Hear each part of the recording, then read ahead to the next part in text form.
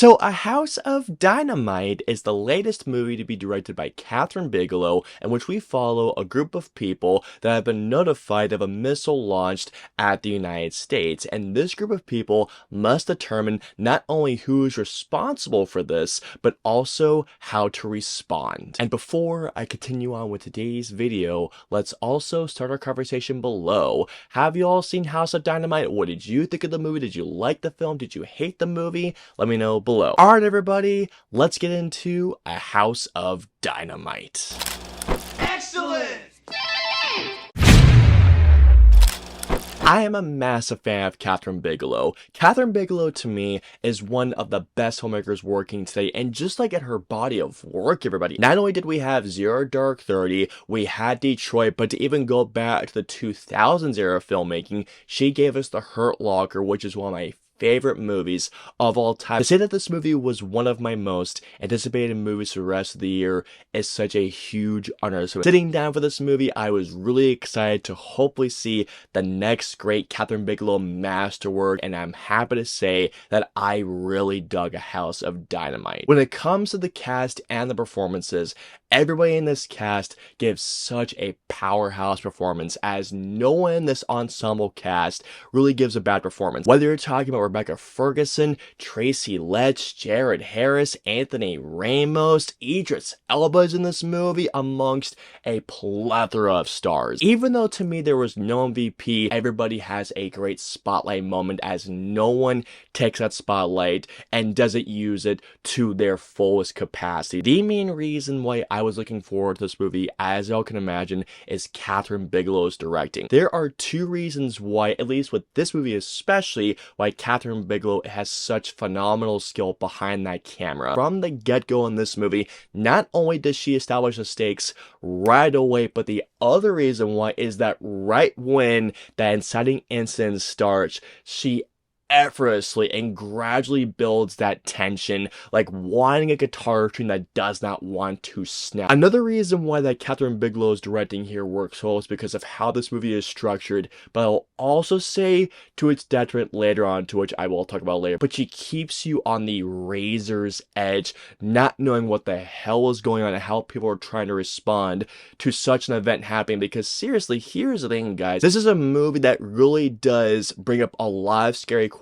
Like, for example, what if one day, especially in today's day and age, if a missile does get launched, how do we respond, especially when our countermeasures do not work? Or even more so, not to mention as well, what if that missile is a dud? Or even worse, what if it does hit one of our major cities, and what are we gonna do about it? Like, how do we respond to such a big event happening in today's day and age? This is a movie, and how it's structured essentially plays out in three different stages, even though the three different stages do replay the same about, what, 30 to 45 minutes? How this movie is structured, I really do believe at first really does raise the holy crap scenario of this whole event. While it is a 3-act movie, it's a 3-act film that once it reaches a certain point, it rewinds itself, but it goes into a brand new perspective, which I do think was a clever idea. Not only do you get a brand new perspective, but the film also does fill in the gaps and some small gaps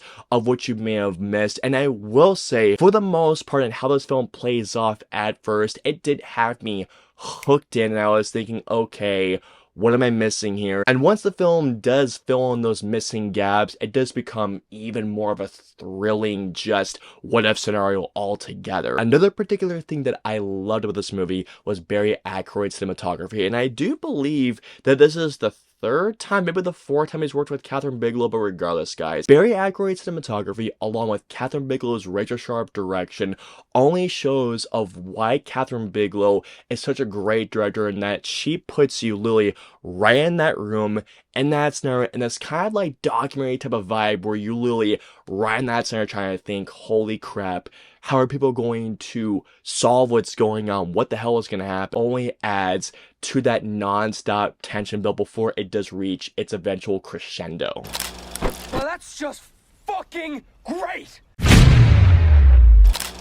But unfortunately, even though I did like A House of Dynamite, I unfortunately was disappointed by this movie. There are two glaring issues that I have with A House of Dynamite. The first of which being with the film structure, especially once we get to the film's third act. Each time that we change perspectives, not only do we get a brand new character's, viewpoint, but at the same time, it is a film that does rewind that clock back to the beginning, and the film does this 3 different times. The first 2 times, I thought that the structure and I thought the perspective change and the rewind the clock, I thought was a really clever way of not only building tension, but to also, like I mentioned to you guys earlier, fill in those gaps that we may have missed or maybe some missing information. However, the third time it did it, at that point, I feel like the film's cleverness not only wore out, but it was losing quite a bit of steam. Watching House of Dynamite was like watching Kathryn Bigelow lighting a fuse, and it's a long fuse at that, and you're watching that fuse go and go closer to the end to see it explode, and you're just waiting, and you're just seeing that tension rise and rise and rise, and you're thinking, holy crap, what the fuck is gonna happen? And then we reach the point of the film where, at least to me, is the biggest issue, and this is where I think the film is going to split people, and that is the film's ending. With some people on how the film ends, that dynamite will most definitely explode, and some people are gonna be like, holy crap. However, at the same time, I do think there will be quite a few people that once the fuse reaches that end point, it might feel like quite the dead, because how the film ends, especially for me, I literally went like this. No joke, this is literally how I reacted. What's gonna happen? That's how it ends? I just felt like I was just kept on getting teased and teased and teased, and I was just left not only so very unsatisfied, but the ending to me just felt like a cinematic version of, I hate to say this, it felt like I was having the cinematic version of Blue Balls. Not only thinking this movie as the end was a dud, but it did leave me, unfortunately, unsatisfied. And here we go.